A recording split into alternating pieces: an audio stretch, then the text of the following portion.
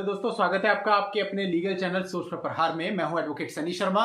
और दोस्तों, आज की इस वीडियो में मैं आपको कुछ ऐसे टैक्टिक्स बताने वाला हूं जिससे आप सेक्शन 376 के झूठे मुकदमे से बच सकते हैं। अब देखिए दोस्तों, झूठा मुकदमा किसे कहते हैं? जहां पर आप और कोई लड़की कंसेंट से एक दूसरे के साथ रह रहे हैं और दोनों की रजामंदी से घूम रहे हैं, फिर रहे हैं, फिजिकल रिलेशन भी मेंटेन कर रहे हैं, सब कुछ है आपके बीच में, लेकिन कल को कोई विवाद हो जाता है या फिर आप दोनों अपनी मर्जी से ही अलग हो जाते हैं। तो ऐसे केस में भी अगर दुश्मनी निकालनी है तो सामने वाली पार्टी आपके ऊपर गलत सेक्शन 376 का आरोप लगा देती है। उसके बाद उस न्यूज का प्रकाशन न्यूज़पेपर में होता है और फिर आप भागे भागे फिरते हो अरेस्टिंग से बचने के लिए। यानी कि कुल मिलाकर के एक बहुत बड़ा मेंटल टॉर्चर लड़के के लिए हो जाता है, और अगर पुलिस पकड़ के जेल में डाल दे तो फिजिकल टॉर्चर भी बहुत अच्छे लेवल का हो जाता है। तो दोस्तों, अगर आपके साथ ऐसा है कि आप किसी के साथ एंगेज हैं, चाहे आप मैरिड हैं चाहे आप अनमैरिड हैं, लेकिन यदि आप किसी महिला के साथ, किसी लड़की के साथ एंगेज हैं, आप उसके साथ घूमने फिरने जाते हैं, आपके बीच में फिजिकल है, तो आपको कुछ बातों का ध्यान रखना चाहिए। यदि आप इन बातों का ध्यान रखेंगे तो कल को 376 का मामला दर्ज होने पर आपके पास बहुत सारे एविडेंस होंगे जो जाकर के आप पुलिस को दिखा सकते हैं। क्योंकि दोस्तों, सेक्शन 376 के मामले में सबसे मेन चीज होती है कंसेंट। यानी कि यदि लड़की की कंसेंट आप साबित कर सकते हैं कि उसकी सहमति थी, तो ऐसे केस में आपके ऊपर सेक्शन 376 का चार्ज नहीं बनता। अब लड़की कहती है सहमति तो थी, लेकिन उसकी वो जो सहमति थी वो बहला फुसलाकर धोखे से ली गई है।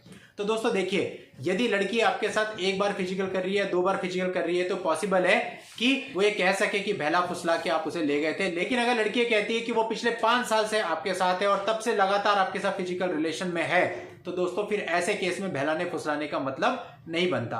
तो अब ऐसे केस के लिए हमें तैयार रहना चाहिए। जब भी हम ऐसे किसी रिश्ते में हैं, उस समय पे हम ये सोचते हैं कि ये तो हमसे इतना प्यार करती है या करता है, ये हमारे बीच में कभी कुछ गलत नहीं हो सकता। लेकिन दोस्तों, वक्त बदलते देर नहीं लगती और वक्त के साथ हर इंसान बदलता है। इसलिए आपको पहले से प्रिकॉशन लेने चाहिए, क्योंकि उस समय तो लड़का और लड़की दोनों की आंखें बंद रहती हैं और दोनों ही एक दूसरे के प्यार में इतने पागल होते हैं कि भाई ऐसा कुछ हो ही नहीं सकता। वो तो इस चीज को सोचते भी नहीं है। लेकिन फ्यूचर में सब चीजें चेंज होती हैं। तो इसलिए अगर आप ऐसे रिलेशन में हैं तो आपको कुछ चीजों को ध्यान में रखना है। अगर आप ध्यान में रखते हैं तो आप 376 से बच सकते हैं। और यदि आपके ऊपर मुकदमा दर्ज हो भी गया, तब भी आपको बेल लेने में भी और ट्रायल लड़ने में भी बहुत सारी चीजें आपके फेवर में रहेंगी।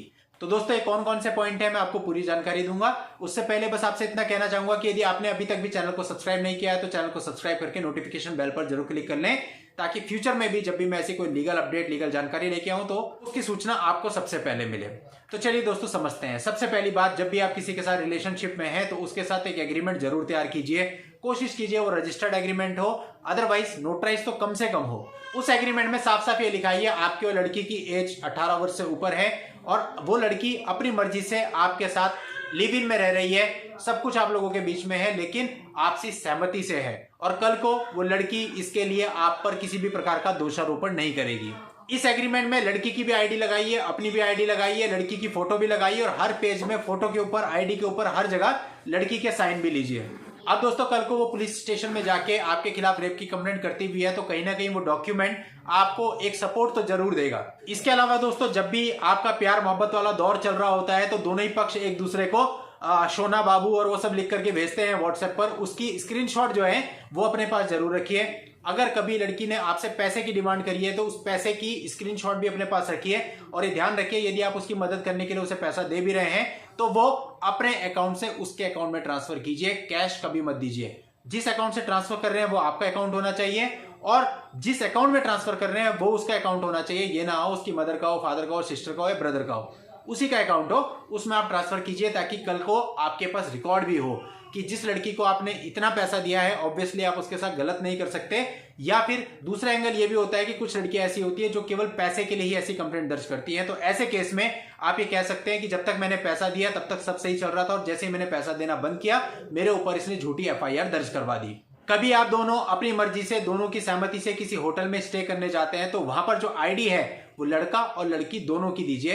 दोनों की आईडी से रूम बुक कीजिए ताकि ये स्पष्ट हो कि लड़की की उसमें पूरी सहमति थी। और उस दौरान जबकि आप प्यार मोहब्बत वाले दौर से गुजर रहे हैं, उस समय ऐसी फोटोग्राफ्स आपके पास जरूर होनी चाहिए जिससे साबित हो कि लड़की अपनी मर्जी से आपके साथ अलग अलग जगहों पर गई है, आपके साथ रही है, घूम फिर रही है और बड़ी खुश नजर आ रही है। ऐसे फोटो और वीडियो आपके पास जरूर होने चाहिए।